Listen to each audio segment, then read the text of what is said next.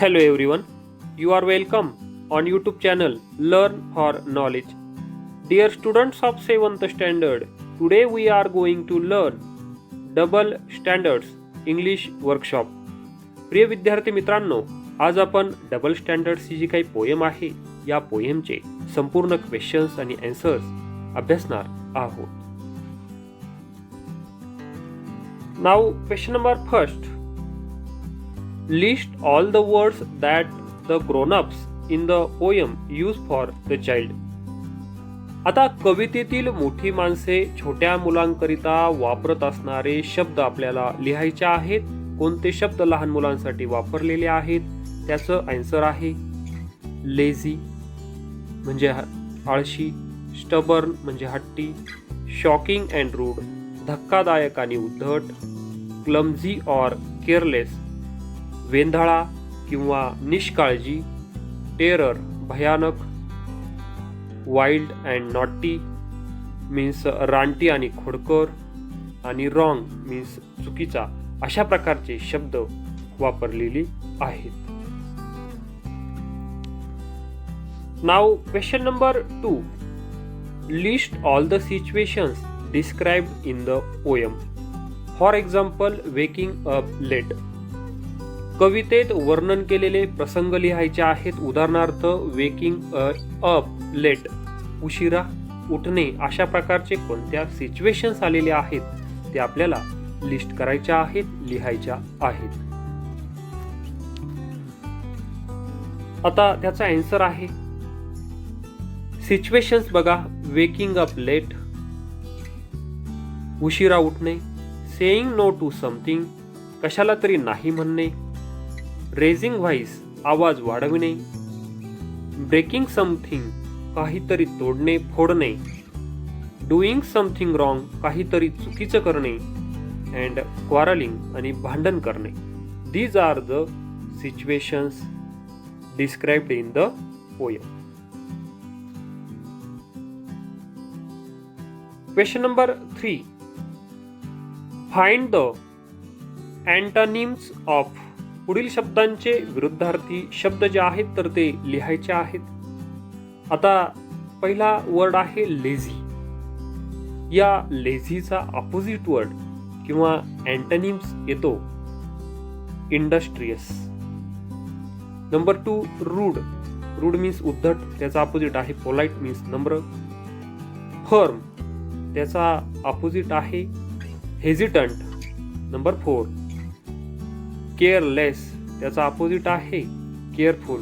And number 5 wrong त्याचा opposite आहे right.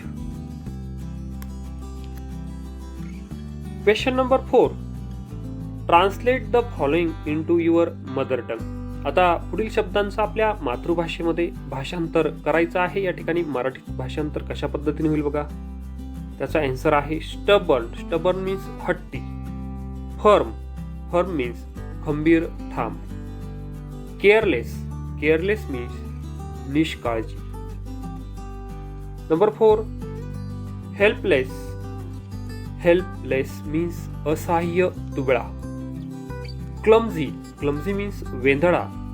And number 6 naughty. Naughty means खोडकर.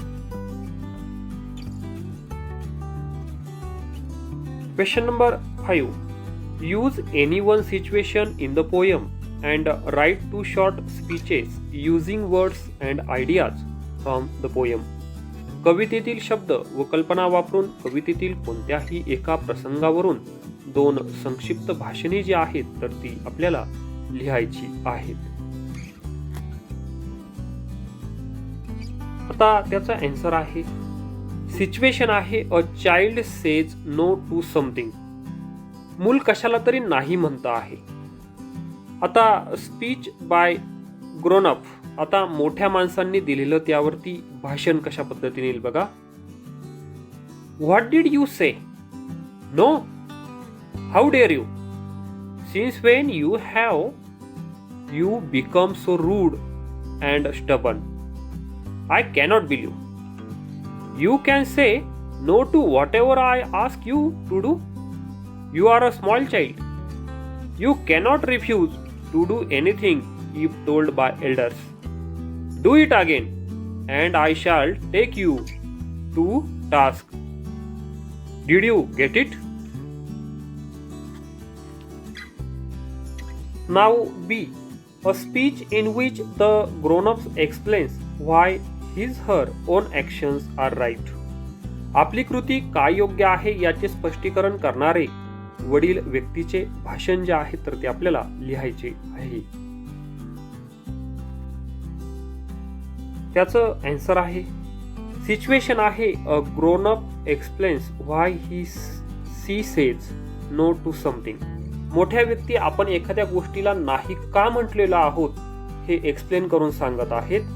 Now grown up speech. Look, you cannot go for swimming. My decision is final. I am firm about this.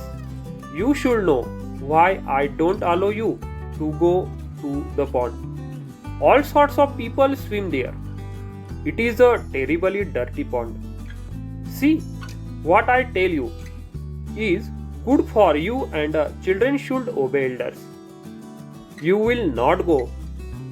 That's it.